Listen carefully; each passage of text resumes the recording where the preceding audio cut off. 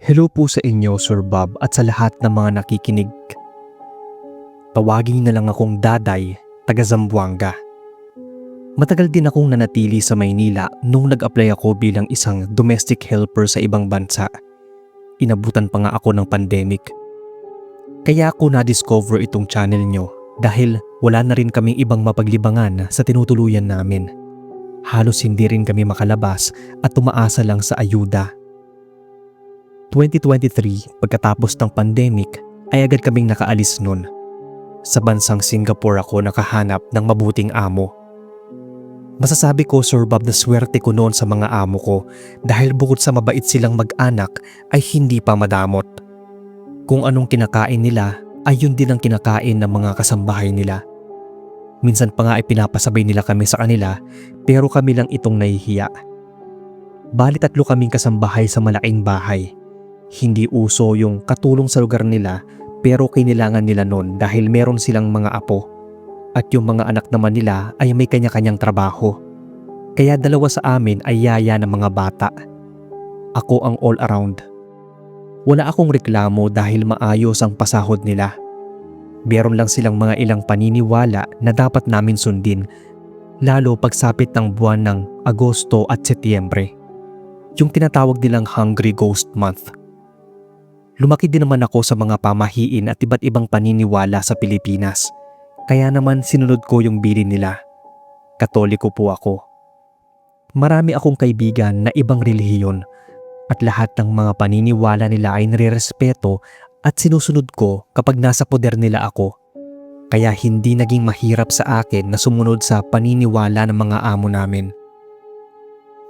May ako dumating nun. At pagdating ng July ay may dumating na bago naming kasamahan na isa pang Pinay. Mas bata siya sa akin ng ilang taon. Hindi ko nababanggitin yung tunay niyang pangalan, basta tawagin na lang natin siyang Bebang. Masasabi ko nung unang kita ko pa lang sa kanya, siya yung tipo na medyo mahirap pakitunguhan. Ni hindi nga siya bumati o ngumiti man lang sa amin nang ipakilala siya sa amin ng mga amo. Pinoy kami pareho pero kahit sa akin ay hindi siya kumikibo. Isa pa, parang wala siyang ibang pinaniniwalaan maliban sa sarili niya. Kasi nung sinabihan namin siya tungkol sa mga habilin ni Madam dahil mag-aagosto na, ay nagkibit balikat lang siya at bahagyang natawa. Hinayaan lang namin siya kung anong gusto niyang gawin. Masipag naman kasi at ayoko talaga na magkaproblema ako sa mga kasamahan ko. Ayun na nga, pagtapak ng buwan ng Agosto, halos hindi na naglalabas yung mga amo ko. Naglagay na rin sila ng mga alay na pagkain sa labas at nagsusunog ng mga perang papel, yung kulay dilaw at red. Para daw yun sa mga yumao o mga espiritu. Ang isang bili ng amo namin na huwag lalabas ng gabi at huwag ring mag-iiwan ng mga sampay sa labas. May dryer naman para sa mga damit nila nun. Pero para sa aming mga kasambahay ay mano-mano ang pagpapatuyo. Ako noon, pagtapak pa lang ng 5:00 ng hapon ay inaalis ko na yung mga sinampay ko. Sinabihan ko rin si Bebang na kunin niya na yung mga sinampay niya dahil papagabi na, dahil baka makita ng amo namin at magalit. Pero parang wala siyang narinig noon. Sa isip ko na sana pakitaan talaga siya ng multo para madala. Hindi niya nga tinanggal yung mga sinampay niya. Akala ko ayun lang ang hindi niya sinunod. Yun pala, ang loka ay pinagtatanggal din yung mga inalay na pagkain ng amo namin sa labas. Gabi na yon at tulog na ang mga amo namin, kaya okay lang daw na ligpitin niya kaysa ikalat pa daw ng mga ligaw na hayop na pumapasok doon. Napakamot ulo na lang ako sa katigasan ng ulo ni Bebang. Wala namang kasing hayop na nakakapasok doon dahil may pader naman ang paligid ng bahay. Ayaw lang talaga niyang magligpit kinabukasan dahil marami na raw siyang ginagawa. Wala na akong nagawa kaya hinayaan ko na lang siya. Halos gabi-gabi niyang ginagawa yon, lingid sa kaalaman ng mga amo namin. Ayoko namang basta magsumbong lang dahil tiyak aawayin ako ni Bebang at baka mapalayas pa siya. Ayokong mawalan siya ng trabaho. Medyo naaawa naman ako sa kanya dahil breadwinner daw siya sa kanila. Pero hindi ko inaasahan isang gabi, Sir Bob. Iisang kwarto lang kami pero magkaibang higaan. Naramdaman kong bumangon siya at lumabas ng kwarto namin. Umaambon kasi nung mga oras na yon, kaya naisip ko na baka aalisin niya yung mga sinampay niya. Nagkataong naglabas siya noon ng mga kumot at bedsheets namin at hindi niya yung tinanggal sa sampayan bago matulog. Akala ko noon ay nakuha na niya lahat ng sinampay dahil ang bilis niyang makabalik ng kwarto. Pero narinig ko siya na mahinang nagmumura. Kaya bumangon ako at tinanong siya kung napapaano. Medyo nagulat pa siguro siya noon dahil nagising ako. Sinabi niya na samahan ko raw siyang kunin yung mga sinampay. Kaya pinagsabihan ko siya noon na dapat kinuha niya bago kami natulog para hindi na ambunan. Sige na raw kasi at marami-rami daw yon.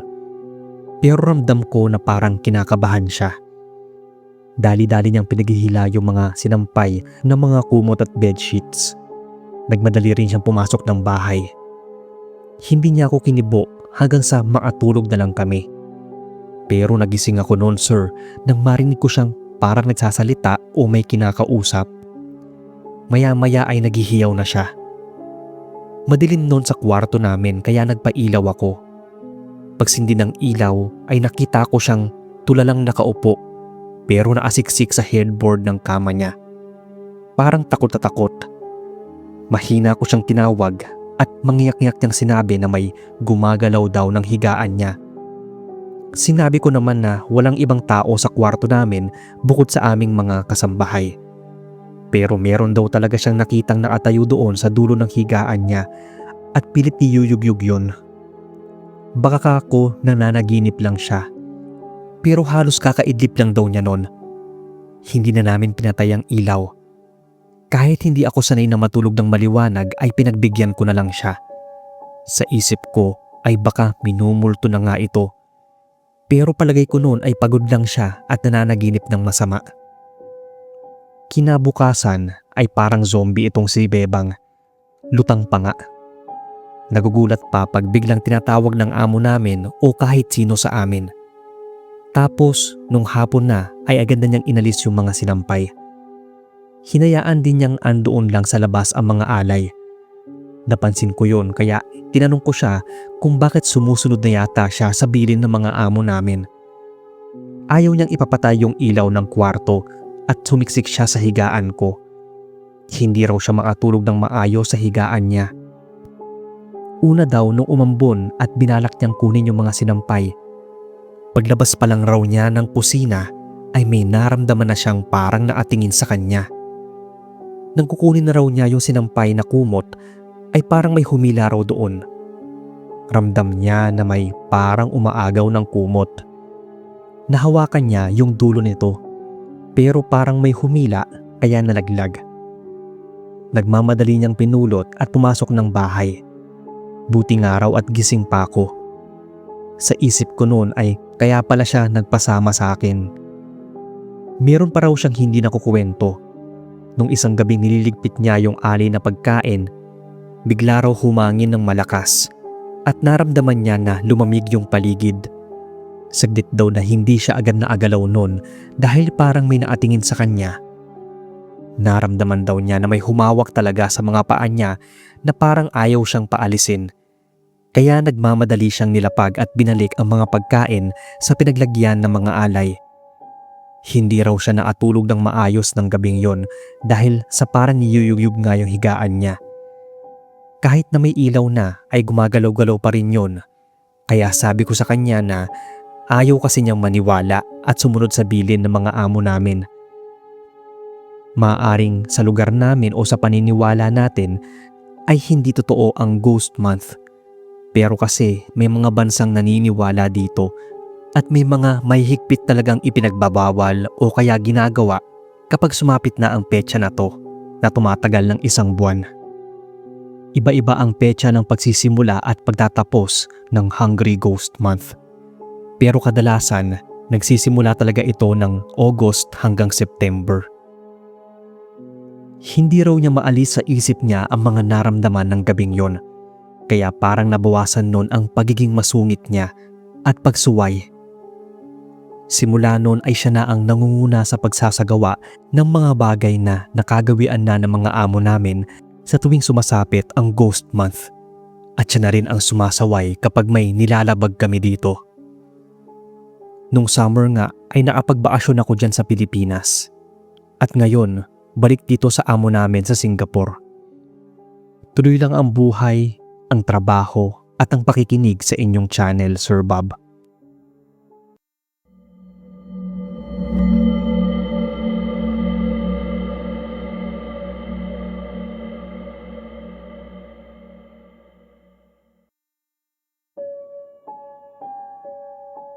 Hello sa inyo, Sir Bob, pati na sa mga listeners and subscribers. Ako si Jelay from Las Piñas. Nagtatrabaho sa Binondo. Sana sir ay mabasa ninyo itong kwento ko dahil palagi akong nakikinig sa inyo. Bali nagkaroon po ako ng among mag-asawang inchik at nagstay in sa bahay nila. Sa ngayon ay bumalik na sila ng China pero nandito pa rin yung ilang mga kamag-anak. Meron silang negosyo sa Binondo at may inuupahang bahay. Kinuha nila ako bilang kasambahay at taga-alaga na rin ang anak nila na nasa grade school pa. Hindi ko alam noon, Sir Bob, na meron palang silang paniniwala tungkol sa Ghost Month. Ang natandaan ko ay kalagitnaan ng buwan kami nagsisimulang mag-alay ng pagkain noon. May sinusunog din silang papel. Akala ko nga nung una ay totoong pera, pero hindi pala. Parang pera daw yon ng mga namatay nilang kamag-anak. Iba-iba ang dates ng Ghost Month o Hungry Ghost Festival, taon-taon. Tuwing linggo ay humihingi ako ng day off sa kanila para umuwi ng Las Piñas. Pinapayagan naman nila ako. Basta nagbilin lang sila na huwag akong uuwi sa kanila ng gabing-gabi o di kaya ay huwag daw akong lalabas ng bahay kapag gabi na.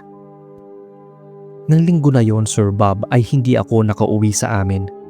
Niyaya kasi ako ng kaibigan ko na gumala. Halos buong araw kaming gumala nun. Dito lang din naman sa Metro Manila. Pumunta kami ng SM, tapos lumipat ng Ermita, Robinsons, namasyal sa Luneta at nanood ng sine. Mga lampas 8 PM na kami lumabas ng mall. Kumain muna kami bago nagpa siyang umuwi ng diretso sa bahay ng amo ko. 9 PM noon ay nagpapahinga na sila sa loob ng kwarto nila. Saka ko tinext yung kasamahan ko doon na buksan yung pinto ng bahay. Sinabihan niya ako na huwag na ulit uuwi ng gabing-gabi. Baka pagalitan kami ng amo. Nakapasok na ako ng bahay noon. Tapos, naalala ko na kasama sa plastic na pinamili namin ng kaibigan ko yung memory card na binili ko rin. Nasa kanya yung plastic. Kailangan ko pa naman yun dahil napupuno na yung phone memory ko. Malayo din yung inuuwian niya. Ang sabi ko sa kanya ay baka paapunta siya ng Binondo kinabukasan. Idaan na lang niya. Kaso ay hindi naman daw siya pupunta at hindi pa naman daw siya nakakasakay. Kung gusto ko raw ay puntahan ko siya sa LRT Carriedo Station. Hintayin niya raw ako doon. Medyo malapit lang yon sa tinutuluyan ko. Pwede ko siyang lakarin o pwede rin mag-commute. Nagpaalam ako sa kasamahan ko. Ayaw niya nga akong payagan dahil mag-aalas 10 na. Pero sinabi ko na madali lang ako. Napakamot ulo na lang siya. Baka daw mapagalitan kami ng amo namin kapag nalaman niyang lumabas pa ako ng bahay. Sinabi ko na lang na huwag siyang magsusumbong at saglit lang naman ako. Pero wala na gaanong dumadaang jeep nun, kaya nagpa siya na akong lakarin na lang papuntang istasyon. Lakad takbo nga yung ginawa ko para mabilis makarating. Sobrang dilim na kasi ng dinadaanan ko. Maliban sa may mga poste ng ilaw, sa pinakagilid ako dumaan noon para hindi gaanong mapansin. Nung una, Sir Bob, wala pa akong maramdamang kahit ano. Medyo sanay naman akong maglalabas ng gabi, dun nga lang sa lugar namin. Nang nasa kalagitnaan na, nakaramdam ako ng kaba. Lalo na at wala na rin gaano naglalakad. Nasa isang gusali ako noon na may sunod-sunod na pwesto ng bilihin at kainan.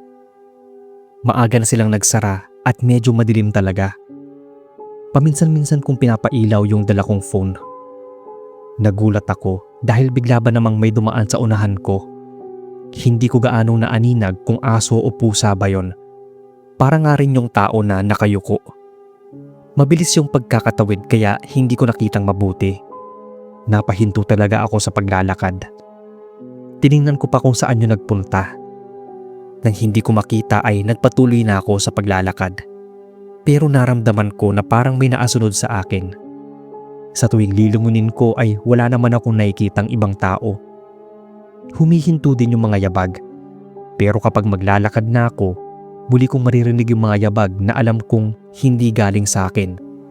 Hindi naman kasi maingay yung paglalakad ko dahil naka-flat shoes. Kaya alam ko na may ibang tao naglalakad sa lugar maliban sa akin. Sobrang takot na ang nararamdaman ko noon. Unang pumasok sa isip ko ay baka hold-upper o masamang loob na bigla na lang hahatak sa akin. Pero wala naman kasing ibang tao. Nakapagtataka lang na kinakabahan ako ng sobra. Kaya mas binilisan ko na ang paglalakad. Medyo nakahinga lang ako ng maluwag nang nasa Carriedo na ako. Nagmadali na akong hanapin siya dahil malapit na ang last trip. Sakto nang nakita ko na siya ay nakuha ko yung memory card. Sa tuwa ko nga nun ay nawala yung kaba nang pabalik na ako. Pero doon ulit sa dinadaanan ko ay nakaramdam ako ng kakaibang kaba. Kaya patakbo na yung ginawa ko para lang makaalis sa gusaling yon. Habang tumatakbo ako noon, Sir Bob, pakiramdam ko ay may sumasabay talaga sa akin. Pero yung labis na pinagtakhan ko ay yung parang ang tagal kong makaalis sa lugar na yon. Yun bang ang layo ng labasan? Mahina akong napadasal. Hindi ko alam kung bakit parang hindi ako makaalis sa lugar na yon. Pakiramdam ko ay nananaginip lang ako ng masama at hindi magising-gising. Umiikot na rin yung paningin ko. Dahil ba yun sa pinagsamang antok at pagod o talagang may kakaiba lang sa lugar na yon noong mga oras na yon? Panay text na sa akin ng kasama ko kung nasaan na ako. Baka raw malintikan kami sa mga amo namin kapag nahuli kami. Nanginginig na yung mga kamay ko habang hawak yung cellphone. Hindi na rin ako makapag-reply sa kanya sa takot na baka may bigla na lang humablot ng phone ko. Nang bigla siyang tumawag, mabilis ko yung sinagot. Napahikbi pa ako habang sumasagot sa kanya. Nang tanungin niya ay halos hindi ko matukoy kung nasan na ako. May ibsa na sana yung takot ko noon dahil may nakausap na ako. Pero bigla ba naman niya akong tinanong kung sino yung kasama ko? Sinabi ko sa kanya na wala. Pero bakit daw na may naririnig siyang nagsasalita na boses lalaki? Imposible ka ako yon dahil mag-isa lang ako sa lugar na yon. Pero pinagpilitan niya na may nagsalita talagang lalaki, kaya lalo lang akong nangilabot. Buti na lang sinabi niya noon na pupuntahan niya ako. Pagkatapos naming mag-usap ay naramdaman ko na lang na parang may kumilos o gumalaw sa likuran ko. Gusto ko na tumakbo noon pero ayaw makisama ng mga paa ko. Hindi ko rin magawang magdasal dahil napamura na talaga ako sa takot. Noon ko lang naranasan na para akong naistatwa sa madilim na lugar na mag-isa. Sising-sisi ako kung bakit lumabas pa ako. Mahimbing na sana yung tulog ko noon. Noong mga oras na yon, pakiramdam ko ay nakalutang na lang ako. May takot pero tinanggap ko na sa sarili na kung ano man ang pwedeng mangyari sa akin. Nasabihan pa ako ng engot ng napagkwentuhan ko. Bakit hindi raw ako umalis doon? Pakiramdam ko kasi sa tuwing gagalaw ako o kikilos ay may iba ring gumagalaw katulad ko. Sinubukan ko namang umalis pero may narinig na lang akong mga yabag. Medyo maliwanag naman sa kinaroroonan ko at saka sa isip ko, bahala na. Dumating yung kasama ko, pati yung driver ng amo. Nag-alala daw sila dahil hindi pa ako nakakabalik. Hindi ko maikwento sa kanila ng maayos kung ano ba talaga ang nangyari. Kasi kahit ako, Sir Bob, hindi ko maintindihan. Nananatili pa ring misteryo. Baka meron sa mga listeners nyo ang may alam kung anong meron sa lugar na yon o baka naman nangyari yon dahil sa sinasabi ng amo ko na ghost month daw at bawal nang lumabas-labas pa kapag gabi na lalo at hindi naman kailangan. Pero hindi rin naman ako sigurado kung may multo nga doon o baka napagtripan lang. Ang sigurado ako ay wala akong nakitang ibang taong naroon. Ang totoo ay hindi naman ako naniniwala sa mga ganon. Pero hindi ko na rin naman inulit pa ang maglalabas pa ng gabing-gabi na. Ghost month man yan o hindi.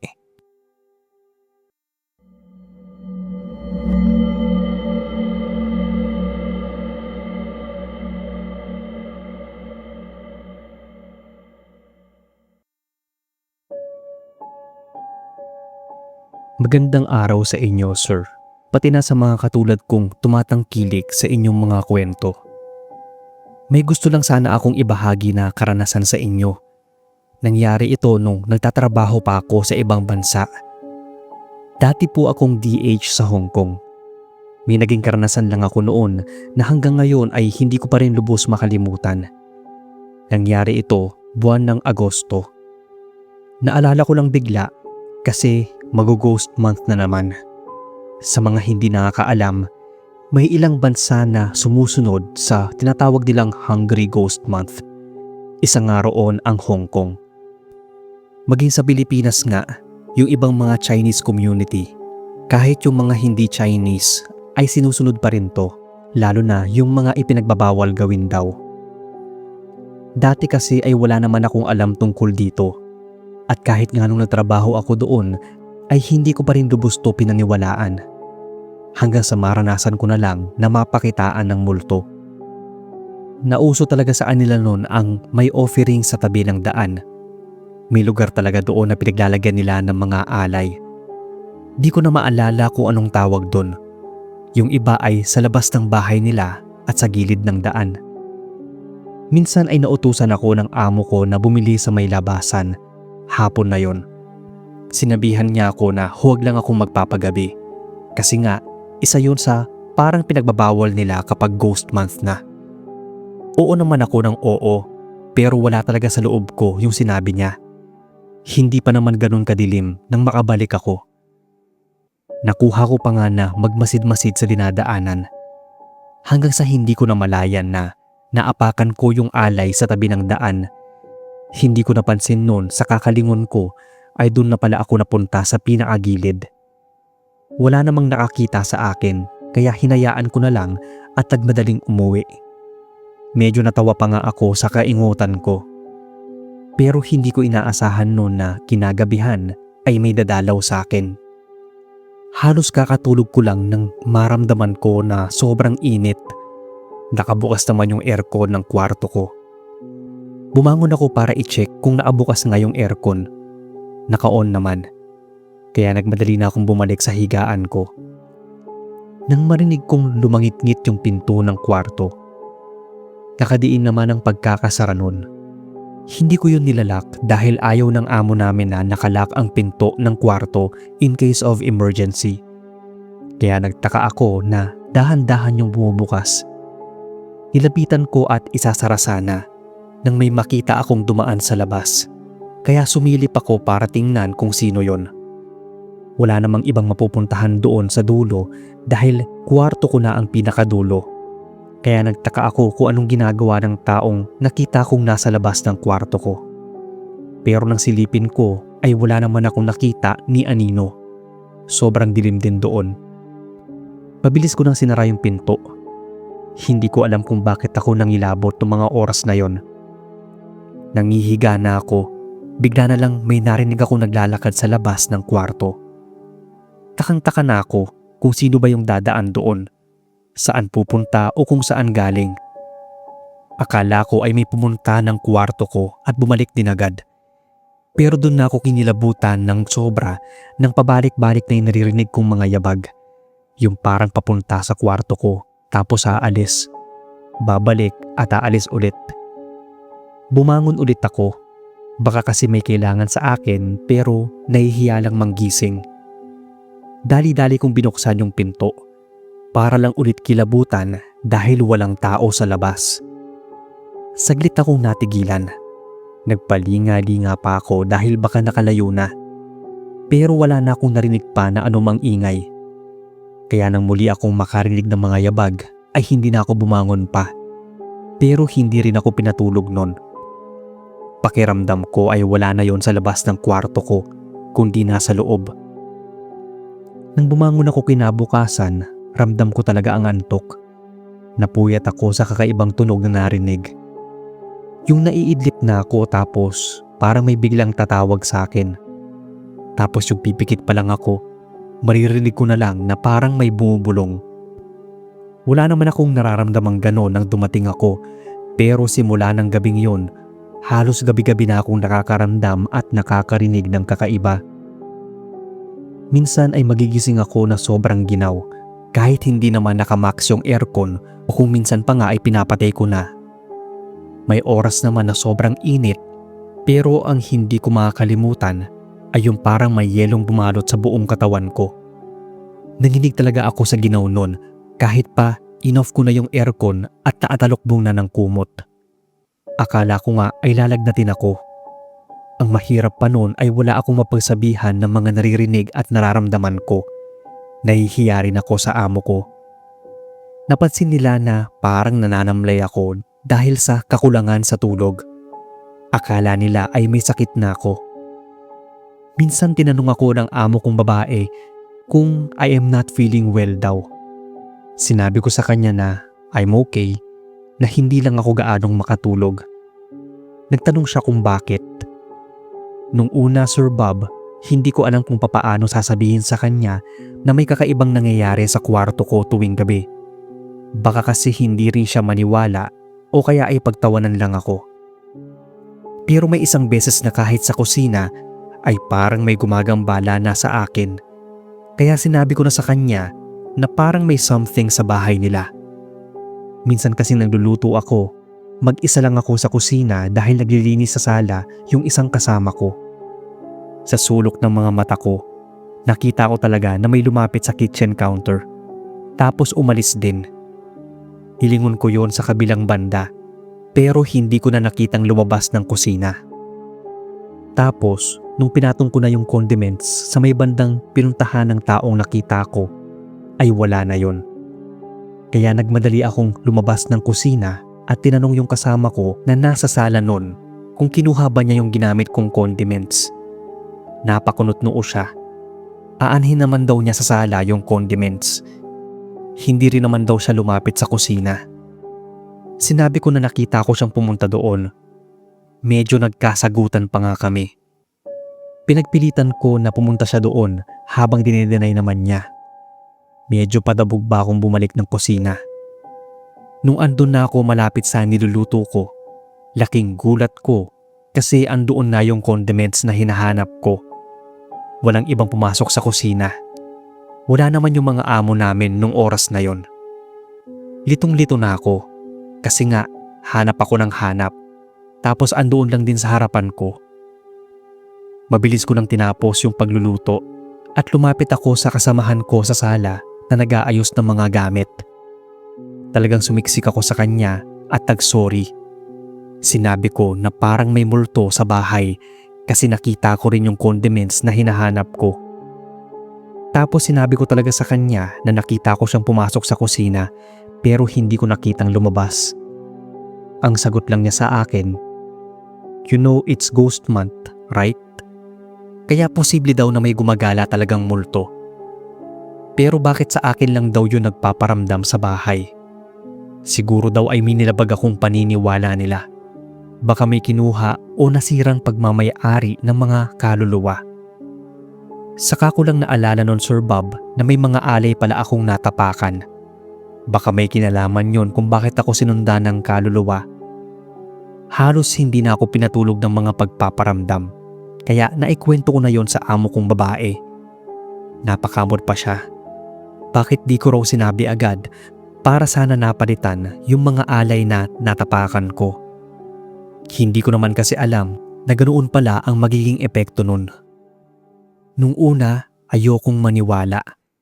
Pero nang magdasal yung amo ko sa labas ng bahay at tag-alay para sa mga ligaw na kaluluwa na gumagala sa bahay nila, ay nahinto rin ang mga pagpaparamdam.